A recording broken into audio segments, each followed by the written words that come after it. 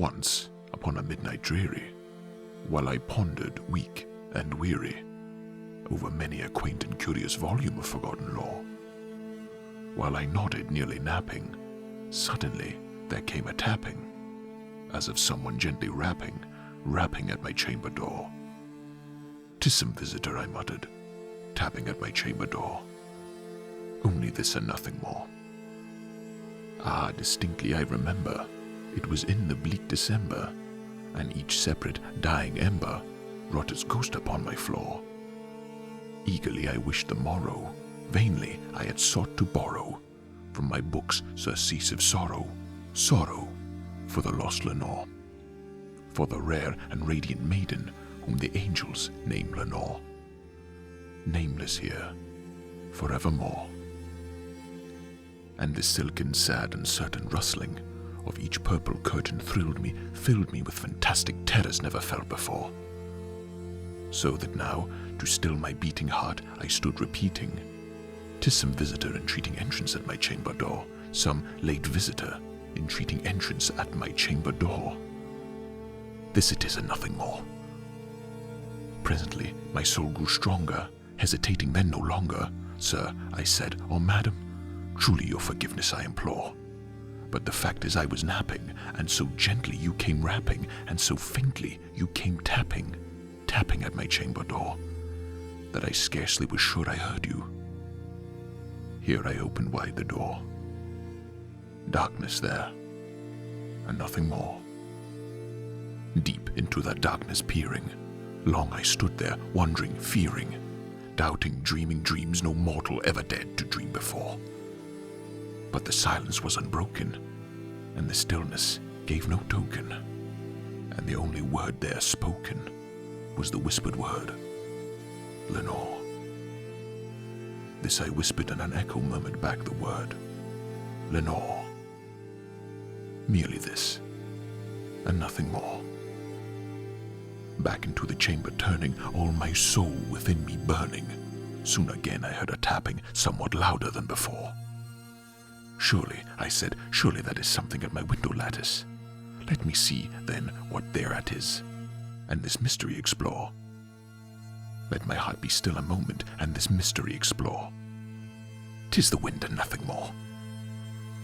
Open here I flung the shutter, with many a flirt and flutter. In there stepped a stately raven of the saintly days of yore. Not the least obeisance made he, not a minute stop or stayed he, but with mine of lord or lady, perched above my chamber door, perched upon the bust of Pallas just above my chamber door, perched and sat, and nothing more. Then this ebony bird beguiling my sad fancy into smiling, by the grave and stern decorum of the countenance it wore. "Though thy crest be shorn and shaven, thou," I said, "art sure no craven, ghastly grim and ancient raven, wandering from the nightly shore. Tell me what thy lordly name is on the night's Plutonian shore." Quoth the raven, "Nevermore."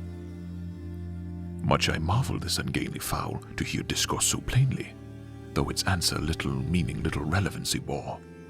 For we cannot help agreeing that no living human being ever yet was blessed with seeing bird above his chamber door, bird or beast upon the sculpted bust above his chamber door, with such a name as Nevermore.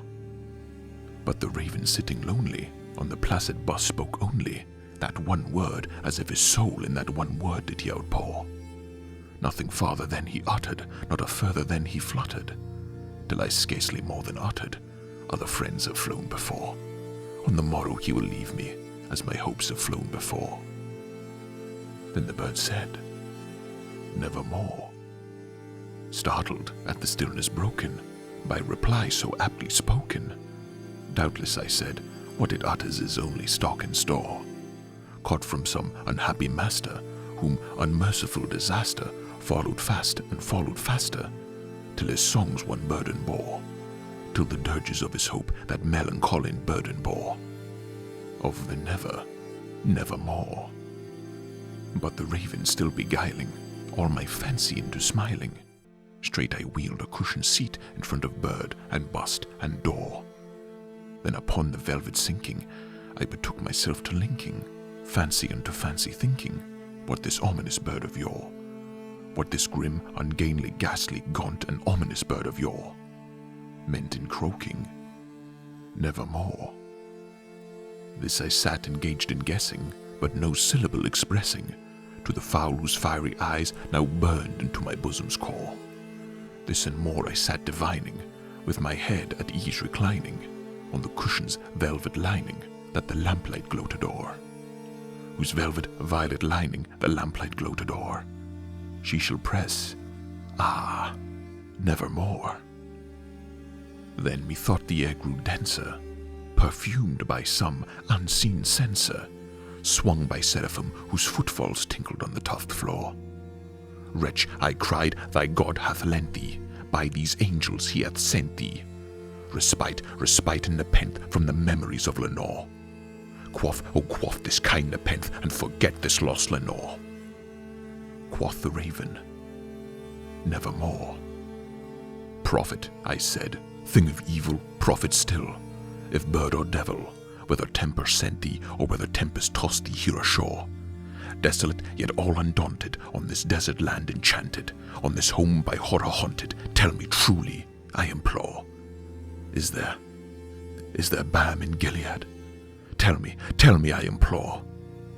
Quoth the raven, nevermore. Prophet, I said, thing of evil, prophet still, if bird or devil, by that heaven that bends above us, by that God we both adore, tell this soul with sorrow laden, if, within the destined Aidenn, it shall clasp that sainted maiden whom the angels name Lenore. Clasp a rare and radiant maiden whom the angels name Lenore. Quoth the raven, nevermore. Be that word our sign of parting, bird or fiend, I shriek upstarting. Get thee back into the tempest and the night's Plutonian shore. Leave no black plume as token of the lie thy soul hath spoken. Leave my loneliness unbroken, quit the bust above my door. Take thy beak from out my heart, and take thy form from off my door. Quoth the raven, nevermore. And the raven, never flitting, still is sitting, on the pallid bust of Pallas, just above my chamber door. And his eyes have all the seeming of a demon's that is dreaming, and the lamplight o'er him streaming throws his shadow on my floor, and my soul from out that shadow that lies floating on the floor shall be lifted nevermore.